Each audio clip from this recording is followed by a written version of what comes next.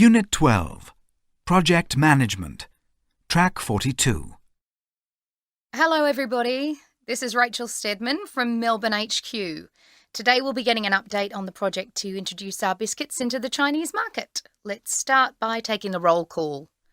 Hi all, this is Dong Chang in Hong Kong speaking. Esther Holmes from Marketing in Singapore here.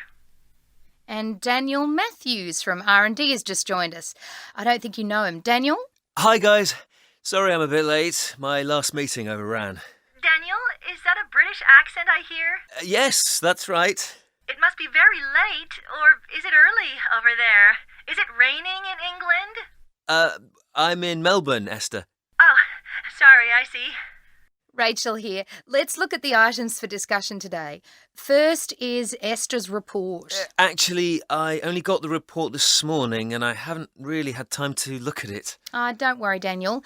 Esther will go over the main points now, and you can read it in detail later. Next on the agenda, Dong Chen will talk about production capacity. To finish, I'll say something about consumer testing. We only have 45 minutes, so let's make a start. Esther? Well, we've already done the first round of trials and ironed out a few issues, and I think we've come up with a much better biscuit. Sorry, Esther. I didn't quite catch all that. Did you say that there were problems with the trials? Well, no. In fact, we solved some of the earlier problems. Daniel, again, I have a question. What were the issues initially, Esther? Seems our biscuit was too sweet. The Chinese aren't used to the amount of sugar we use in our processed foods. Do you know when... Chen here, sorry, Daniel, go ahead. No, please, after you. Okay, Don Chen, what were you going to say? When is the next round of trials due, Esther? Next week, but I think Rachel will be saying more about that later. Yes, that's right. We'll be talking about that at the end of our call, so can we concentrate for now on... Unit 12, Project Management, Track 43.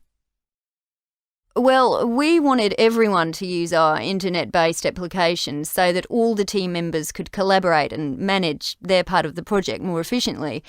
It was a good idea in theory, but frankly, some people aren't as familiar with this software as others, and it's causing problems with communication. Some people in India and Denmark prefer to use email, telephone, and their own IT solutions, and even paper-based systems. It makes it difficult to keep track of who's doing what. And it's frustrating because work gets duplicated or missed, and that's causing more delays. But I'd say that our biggest obstacle isn't the technology, it's the way we work together. I think the team should be more task-driven and deadline-oriented. We should go for effective time management over other aspects such as quality.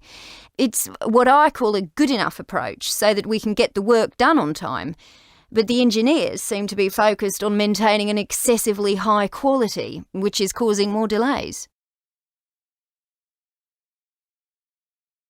Unit 12, Project Management, Track 44. Teleconferences aren't easy. You see, first, there are the time differences.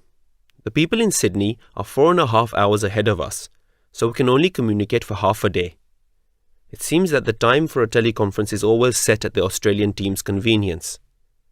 And another thing, I personally don't like speaking in teleconferences. I don't like confrontation, and I feel like I'm confronting the client by discussing schedule slippage or other potential risks and problems. I can see it's creating misunderstandings and friction. And the feedback we get from the client is always so negative. I know that we're running behind schedule and that the costs have run over, especially with steel supply. But let's not forget, we've achieved a lot too in these 12 months. It's not a total disaster. Unit 12, Project Management, Track 45. Designing the civil infrastructure for a new port would have been enough of a challenge without the client revising the scope of the project. The whole layout had to change to accommodate the increased traffic that was expected. And the client wants the construction to be completed within the original time frame. There really hasn't been enough time allocated for quality design and revisions to the plans. My staff are up in arms about the schedule changes. Why should they be asked to give up their holidays? Postponing vacations was not an option, and I told the client that. Now they're blaming us, saying the redesigns were late. And working with a virtual team means there's no real sense of working towards a common goal. This team really suffers from poor communication. More teleconferences would help, so we can have regular progress reports.